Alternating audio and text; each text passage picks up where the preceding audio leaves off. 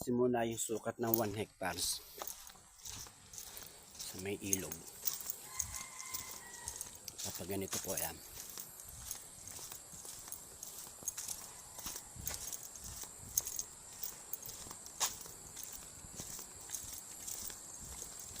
May avocado, niyog, saging at saka pulang sones. Ito po yung 1 hectares na tabing ilog. Yan po. Paparoon po, papadun. Yan, pag ganun po yung property niyan. Meron po doon pader na may bumili na rin po doon, kaya may pader na po. Tingnan natin yung ilog.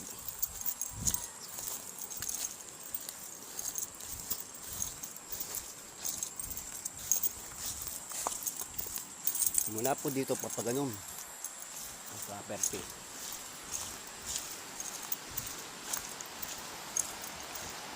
Ito po yung ilog yan. Paliguan. Ang property po. Ayan, papunta ron. Dito po babawas ng 1 hectares. 1.7 po kasi yan eh. 1 hectares po. Binebenta na may-ari.